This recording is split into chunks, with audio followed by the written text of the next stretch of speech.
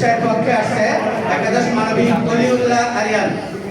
অলিউল্লাহ আরিয়ানকে তার বক্তব্য রাখার জন্য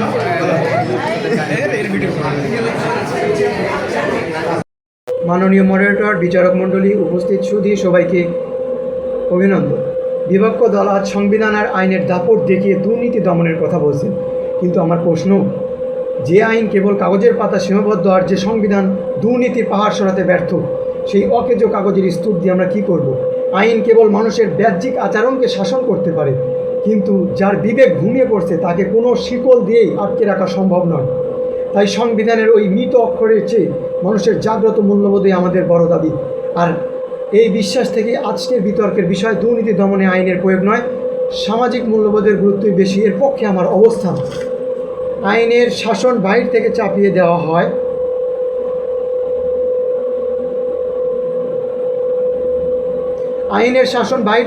দেওয়া হয়, কিন্তু মূল্যবোধের শাসন আসে ভেতর থেকে।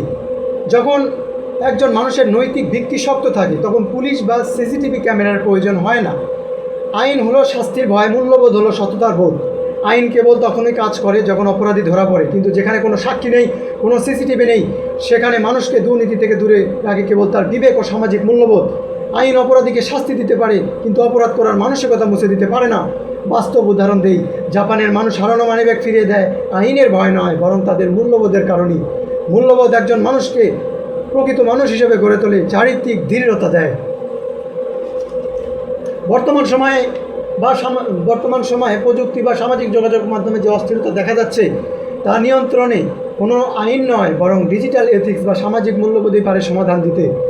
আইন অপরাধীকে ভয় দেখায়, আর মূল্যবোধ মানুষকে সাহসী করে তোলে, অন্যায়ের প্রতিবাদ করতে শেখায়। যে সমাজে নীতি নেই, সে সমাজে সংবিধান কেবল একটা অলংকার, যা দিয়ে দুর্নীতি ঢাকা হয়।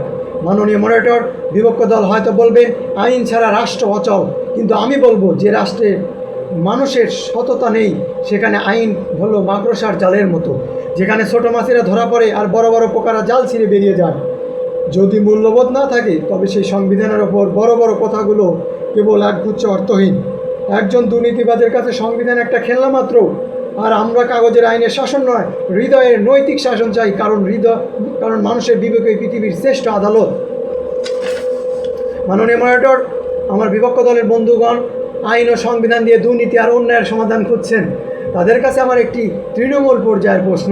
সম্প্রতি আমরা দেখলাম কোটা আন্দোলনে ছাত্র জনতার উপর নির্বিচারে গুলি চালানো হলো। যারা গুলি ছুড়ল তারা আইনের রক্ষক ছিল, এবং তারা দাবি করছে যে সরকারি নির্দেশ বা আইন আদেশ পালন করছে। আমার প্রশ্ন হলো, যখন আইনের রক্ষকরাই আইন পালনের দোহাই দিয়ে নিরস্ত ছাত্রদের বুকে গুলি চালায়, তখন সেই আইন কি মানুষের জীবন রক্ষা করলো নাকি হরণ করলো? সংবিধান তো মানুষের জীবনের নিরাপত্তার কথা লেখা আছে, তাহলে কার নির্দেশে সেই সংবিধানকে বৃদ্ধাঙ্গুলি দেখে রক্তের হোলি খেলা হলো? এই যে আইনের রক্ষকরা বিবেককে বিসর্জন দিয়ে বন্দুকের ট্রিগারে আঙ্গুল রেখে গুলি ছুড়ল, এটা কি তাদের আইনি শিক্ষার অভাব, নাকি তাদের ভেতরে সামাজিক মূল্যবোধ এবং বিবেক মরে যাওয়ার ফল? মাননীয় মডারেটর, বিপক্ষ দলের বন্ধুরা কি বলবেন? যদি ওই রক্ষকদের ভিতরে ন্যূনতম মূল্যবোধ ও নৈতিকতা জাগ্রত থাকতো, তবে কি কোনো অপশক্তি বা কোনো অবৈধ নির্দেশ তাদের নিজেদের ভাইয়ের বুকে গুলি চালাতে পারতো? আইন তো তাদের বন্দুক দিয়েছে, কিন্তু সেই বন্দুক কোথায় চালাতে হবে তা নির্ধারণ করার মতো বিবেক কি কোনো সংবিধান দিতে পেরেছে? এই প্রশ্নটা আমি বিপক্ষ দলের কাছে রেখে গেলাম। মাননীয় মডারেটর, পরিশেষে বলতে চাই, একটি গাছকে সোজা রাখতে শুধু লাঠি দিয়ে বেঁধে রাখলে চলে না, তার শিকড়কেও মাটির সাথে শক্ত থাকতে হয়। আইন হলো সেই বাইরের লাঠি, আর মূল্যবোধ হলো তার মূল শিকড়। শিকড় যদি ভেতর থেকে প্রাণ হারায়, তবে কেবল লাঠি দিয়ে নয়, সেই গাছকে তবে লাঠি দিয়ে সেই গাছকে বাঁচিয়ে রাখা অসম্ভব। তাই আইনকে কেবল লাঠি হিসাবে নয়, বরং মূল্যবোধকে মজবুত শিকড় হিসাবে গড়ে তোলা প্রয়োজন।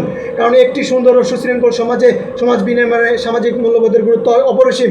মাননীয় মডারেটর, আমাদের উপস্থিত প্রতিটি যুক্তি প্রমাণ করে যে আমাদের অবস্থান অত্যন্ত স্বচ্ছ, বাস্তবসম্মত। তাই সত্য ন্যায়ের প্রতি পূর্ণ আস্থা রেখে আমি আমার বক্তব্য এখানেই শেষ করছি। ধন্যবাদ আপনাকে এবং উপস্থিত সকলকে।